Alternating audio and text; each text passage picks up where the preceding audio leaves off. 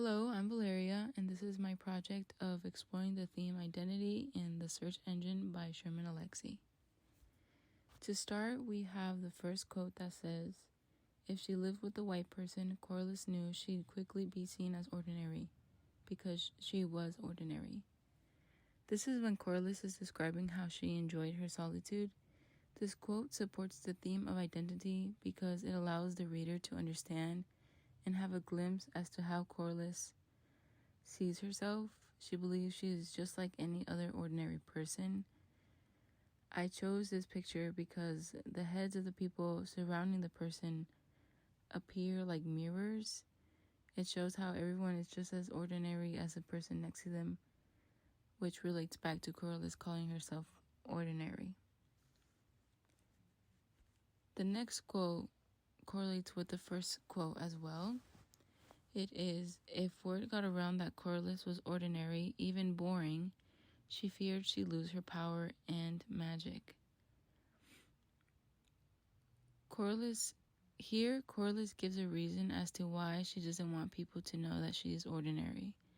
It will interfere with her public identity seen as a Native American woman.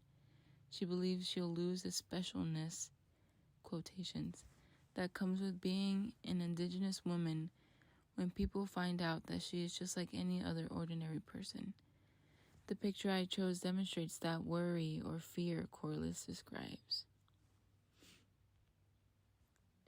Then we have the third quote that says, "She was contradictory and young and confused and smart and unformed and ambitious."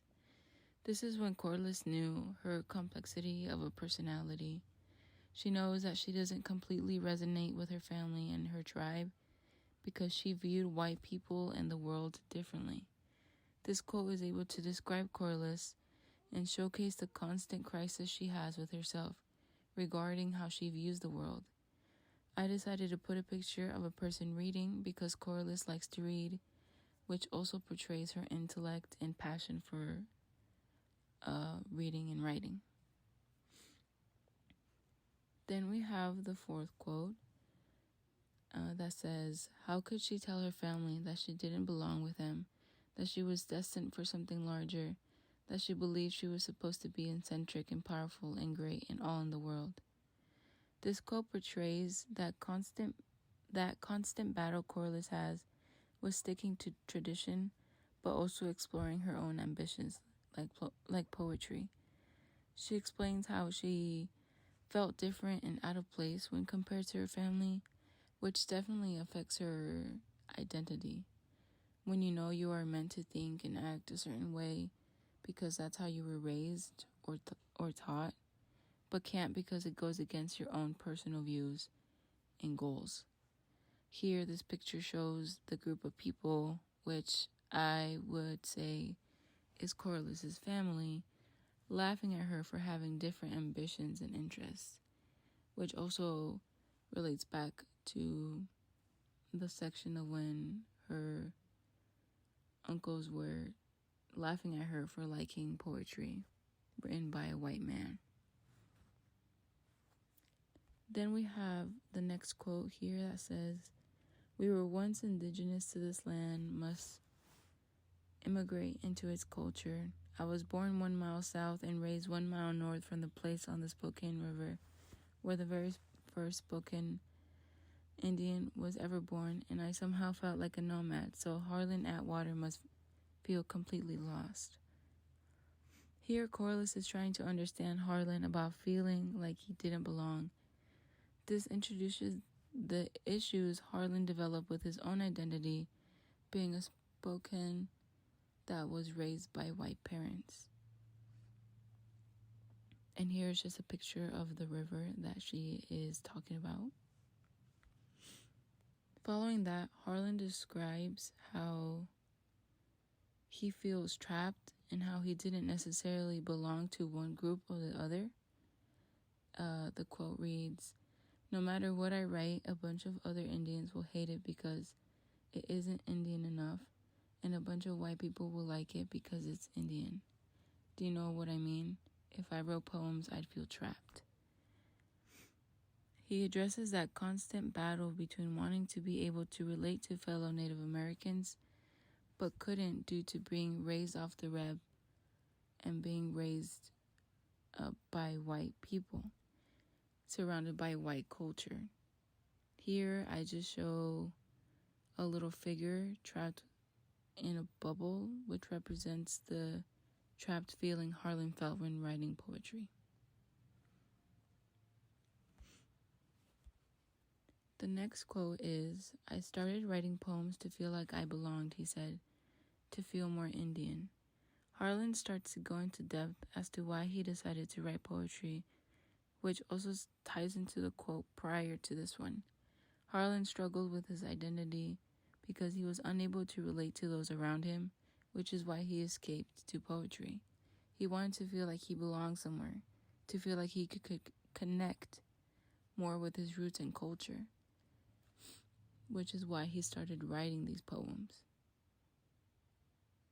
But when relating that back to the prior quote, eventually that escapism of poetry led to Harlan feeling trapped. And here the picture just represents Harlan escaping his reality through poetry. The little stick man writing on paper. Then we have a quote relating back to Corliss.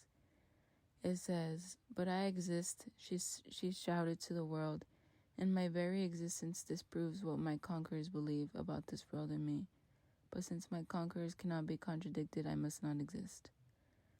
This addresses how Corliss wanted to be proud of her identity, of who she was, even if it went against certain expectations and traditions, but she knew she had to respect her tribe, her culture, which is why she claims to not exist.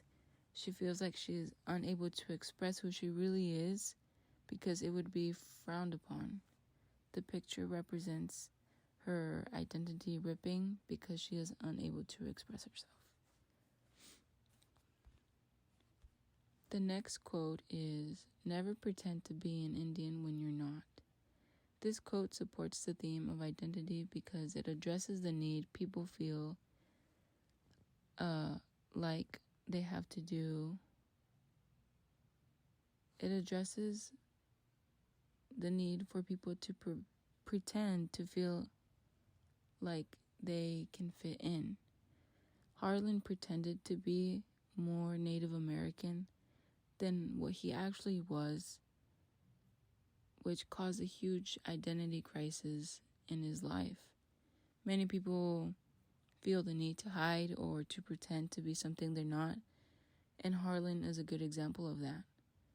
He wanted to pretend and maybe even convince himself that he was able to relate to Native Americans as much as someone who grew up on the Rev compared to him growing up outside of the Rev.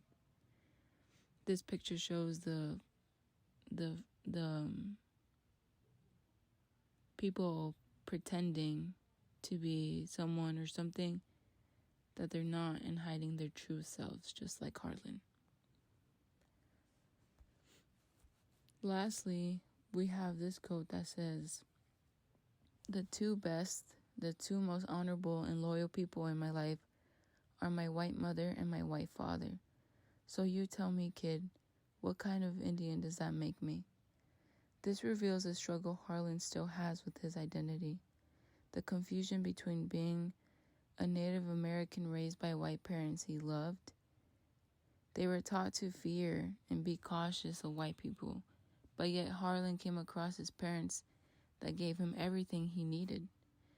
It addresses the complexity between following the spoken rules and appreciating being raised by white parents that Harlan deals with. It's a back and forth battle that he fights regarding his identity. This, of course, causes confusion because of that disconnection he has with his culture. And of course, this lovely stick figure couple represents his parents. These are my works cited, and thank you for watching.